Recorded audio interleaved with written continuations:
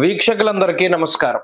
2025వ సంవత్సరం మే నెలలో ద్వాదశ రాశుల వారికి ఏ విధమైనటువంటి శుభాశుభ ఫలితాలు కలగబోతున్నాయో తెలుసుకోవడానికి ముందు మే నెలలో ఉండేటువంటి ముఖ్యమైన గ్రహాల తాలూకు స్థితిగతులను గనక పరిశీలన చేస్తే మే నెల 7వ తారీఖున చాలా కాలంగా బుధుడు మీనరాశిలోనే సంచరిస్తూ ఉన్నారు.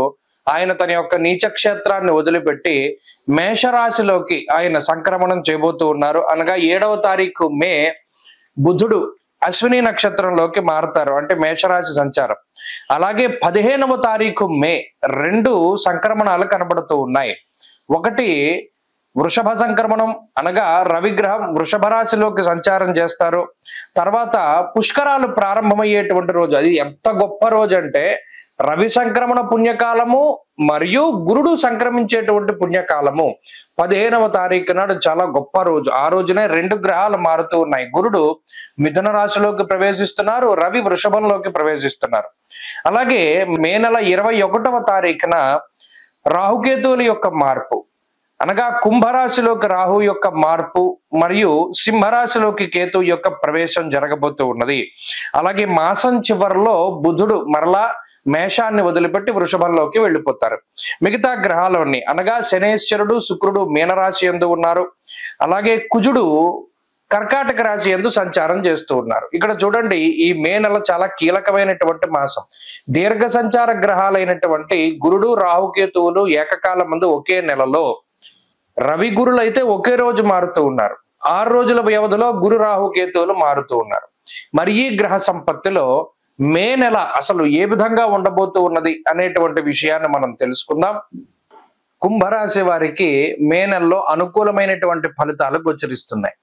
ప్రత్యేకించి దాదాపుగా 12 సంవత్సరాల తర్వాత పంచమ స్థానంలోకి గురుడు రావడం అనేటువంటిది ఒక అదృష్టంగా చెప్పవచ్చును.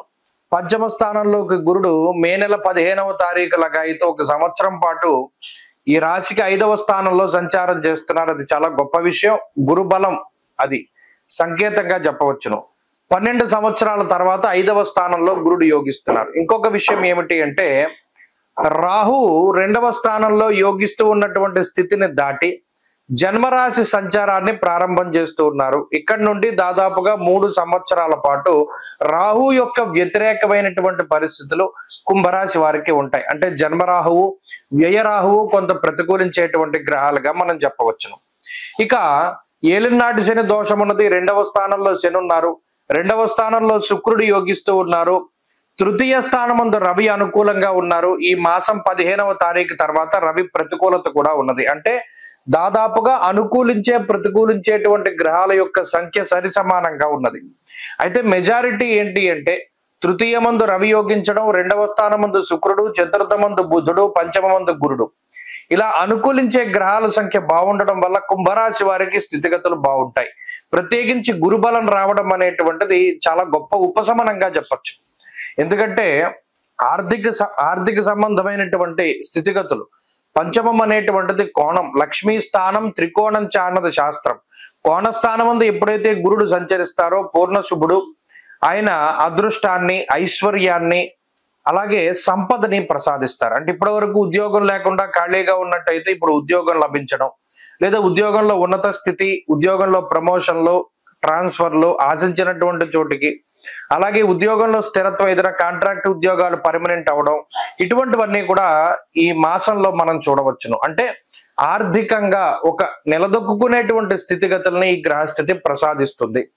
రెండో విషయం ఏంటి అంటే, ఈ జన్మరాహు యొక్క స్థితి ఎప్పుడూ లేనటువంటి విధంగా, అంటే గతంలో 10 రూపాయలు వచ్చేది ఇప్పుడు 100 రూపాయలు వస్తూ ఉన్నప్పుడు డబ్బు కొంత అనవసరంగా ఖర్చు పెడతారు. ఇది కుంభరాశి వారికి ఉండేటువంటి పరిస్థితి, అది రాహు వల్ల కలుగుతుంది. అలాగే ఇంకో విషయం ఏంటి, ఉద్యోగం వచ్చింది కానీ కుటుంబానికి కొంత దూరంగా వెళ్ళవలసినటువంటి స్థితి. అంటే ఏదైనా వేరే చోటికి ట్రాన్స్ఫర్లు జరుగుతూ ఉండడము, లేదా ఊహించినటువంటి విధంగా ప్లేస్ చేంజ్ అవుతూ ఉండడం ఉద్యోగ పరంగా, ఇటువంటి వాటికి కూడా ఈ గ్రహస్థితి ప్రత్యేకించి అవకాశాన్ని ఇస్తుంది. ఎందుకంటే రాహు యొక్క స్థితి అటువంటిది. ధారాపుత్ర విరోధస్య ప్రవాసం రోగపీడనం అర్ధహానిహి అన్నాడు. అంటే ఖర్చు, ఇక్కడ వ్యసనాలకి ఖర్చు పెట్టడం డబ్బుని మనం చూడవచ్చు కుంభరాశి వారు. అలాగే కొంచెం అనవసరమైనటువంటి వాటికి అతిగా డబ్బు ఖర్చు పెట్టేటువంటి స్థితిని కూడా చూడొచ్చు. కాబట్టి ఇక్కడ డబ్బు వస్తుంది కాబట్టి దాన్ని ఎలా యూటిలైజ్ చేసుకోవాలి అనేటువంటి దాని మీద దృష్టి పెట్టండి. రెండవది ఏంటి, గృహానికి వాహనానికి సంబంధించినటువంటి కొనుగోలు లేదా అమ్మకాలకి ఈ నెలలో అవకాశం ఉంటుంది. అలాగే వ్యాపారపరమైనటువంటి విస్తరణకి, భాగస్వామ్య వ్యాపారాలు అభివృద్ధి చెందడానికి అవకాశం ఉంటుంది. సంతానానికి అవకాశం ఉంటుంది. చదువర్లకి ఇది చాలా గొప్ప మాసంగా, అంటే ఏదైనా కాంపిటేటివ్ పరీక్షలు అవి ఉంటాయి. ఇక్కడ కుజుడు షష్ఠ స్థానమందు యోగిస్తూ ఉండడం కూడా చాలా బలీయమైనటువంటి స్థితి. కాబట్టి ఇలా కాంపిటేటివ్ ఎగ్జామ్స్ కి గ్రహస్థితి అనుకూలంగా ఉంటుంది. గత మాసాలతో పోల్చుకుంటే మే నెల కుంభరాశికి మంచి చేస్తుంది. అయితే స్వయంకృత అపరాధాలు చేసేయడానికి కూడా ప్రోత్సహిస్తుంది. జన్మరాహు, 2వ స్థానంలో శనేశ్వరుడు సొంతంగా జీవితాన్ని పాడు చేసుకోవడానికి ఎక్కువ అవకాశాన్ని కల్పిస్తారు. మాటతో విరోధాన్ని తీసుకొస్తారు. వీటిని గనక కంట్రోల్ చేసుకోగలిగితే, అంటే వ్యసనము, జోదములు, అనవసరమైనటువంటి వాటికి దూరంగా ఉండేటువంటి స్థితిగతులను గనక మనం చక్కగా చూసుకోగలిగితే ఈ మాసం అత్యద్భుత మాసంగా చెప్పవచ్చును. ప్రత్యేకించి మనసుని కంట్రోల్ చేసుకోవడానికి, అనవసరమైన ఖర్చులు పెట్టకుండా ఉండడానికి అమ్మవారి యొక్క ఆరాధన చాలా మంచిది.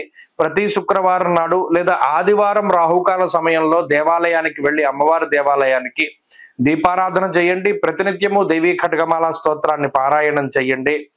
అలాగే ఇంద్రకృత మహాలక్ష్మి స్తోత్రాన్ని, కనకధార స్తోత్రాన్ని పారాయణ చేస్తూ ఉండడం ద్వారా కూడా మంచి ఫలితాలు సంప్రాప్తమవుతాయి. మే నెల 15వ తారీఖున దేవగురువు అయినటువంటి బృహస్పతి ప్రస్తుత వృషభ రాశి సంచారాన్ని వదిలిపెట్టి మృగశిర నక్షత్రం 3వ పాదం మిథున రాశిలోకి, అనగా మిథున సంక్రమణం ఆయన చేయబోతూ ఉన్నారు. ఈ సంక్రమణంలో భాగంగా 12 రాశుల వారికి ఏ విధమైనటువంటి శుభాశుభ ఫలితాలు కలగబోతూ ఉన్నాయి. అలాగే ప్రత్యేకించి ఈ గురుని యొక్క సంచారానికి సంబంధించినటువంటి సందేహాలు కొన్ని ఉంటాయి. ఉదాహరణకి మిథున రాశిలో గురుని యొక్క సంచారం ప్రారంభమైనప్పుడు సరస్వతీ నదీ పుష్కరాలు అనేటువంటివి వస్తాయి. అలాగే ఈ గురుడు ప్రత్యేకించి ప్రతి సంవత్సరం గురుర్ద్వాదశ మాసాని త్రింసన్మాసంశనేశ్చరః, గురువు 12 నెలల పాటు ఒక రాశి యందు సంచారం చేస్తారు జనరల్ గా. అయితే సంవత్సరంలో ఏమవుతుంది, కొన్ని సందర్భాల్లో అతిచార గతే జీవౌ, గురునకు అతిచారము అనేటువంటి ఒక అవస్థ ఉంటుంది. అలాగే వక్రత్వము అనేటువంటి మరొక అవస్థ కూడా ఉంటుంది. అంటే సాధారణంగా గురుడు ప్రతి సంవత్సరంలోనూ కూడా 2 రాశుల్లో సంచారాన్ని చేస్తారు. ఇదే గురువు ఒక సంవత్సర కాలంలో 3 రాశుల్లోకి ప్రవేశం చేస్తే అది అరిష్ట యోగంగా చెప్పబడింది జ్యోతిష్ శాస్త్ర రీత్యా. సాధారణంగా ఏమవుతుంది అంటే ఒక 9 నెలల పాటు రాశిలో ఉండి ముందు రాశిలోకి వెళ్ళి వక్రించి మళ్ళా వెనక్కి వస్తూ ఉంటారు. కానీ ఇక్కడ గురుని యొక్క ఫలితాలు చెప్పేటప్పుడు ఏం చెప్తాము, సంవత్సర కాలం పాటు ఈ ఫలితమే ఉంటుంది అని చెప్తాం. శ్రోతలు ఏం చేయాలి అంటే, ఇప్పుడు మిథున రాశిలో గురుని యొక్క సంచారం వల్ల 12 రాశులకి ఫలితాలు మనం చెప్తూ ఉన్నాం. మధ్యలో అక్టోబర్ నెలలో గురుడు పునర్వసు 4వ పాదంలోకి వెళతారంటే కర్కాటక రాశిలోకి వెళ్ళి మళ్ళా డిసెంబర్ నెలలో మిథున రాశిలోకి వస్తారంటే మరలా బ్యాక్ వస్తారు. ఆ 2 నెలలు మినహాయించి మిగతా 10 నెలలకి ఈ ఫలితం అనేటువంటిది అన్వయం అవుతుంది. కాబట్టి ఆల్మోస్ట్ సంవత్సరం పాటు కూడా గురుడిచ్చేటువంటి ఫలితాలు ఏ విధంగా ఉన్నాయి అనేటువంటి విషయాన్ని మనం చాలా క్లుప్తంగా ఈ వీడియో ద్వారా తెలుసుకొనవచ్చును. అలాగే గురుని యొక్క కారకత్వాలు కొన్ని ఉంటాయి. యజన కీర్తి గృహ కాంచన పుత్ర వస్త్ర అశ్వాది కారకో గురు, దేవగురువైన బృహస్పతి సంతానానికి కారకుడు, వాహనానికి కారకులు ఆయన. అలాగే గృహానికి, భూమికి సంబంధించినటువంటి కట్టుబడులకి వాటికి కూడా కారకులు, యజ్ఞయాగాది క్రతువులకి కారకులు, తీర్థయాత్రలకి, దైవ దర్శనాలకి వీటికి కారకులు.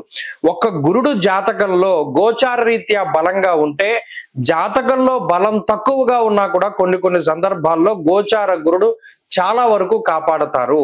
కాబట్టి ఈ విషయాన్ని మనం దృష్టిలో పెట్టుకోవాలి. గురుబలం లేదు గోచారంలో అంటే ఆ సంవత్సరం అంతా అదృష్టం ఉండదు, దైవ బలం ఉండదు, ఏ పని చేసినా కలిసి రాదు అనేటువంటి విషయాలు ఉంటాయి. కాబట్టి ప్రతి రాశికి ఈ ఫలితాన్ని మనం అన్వయం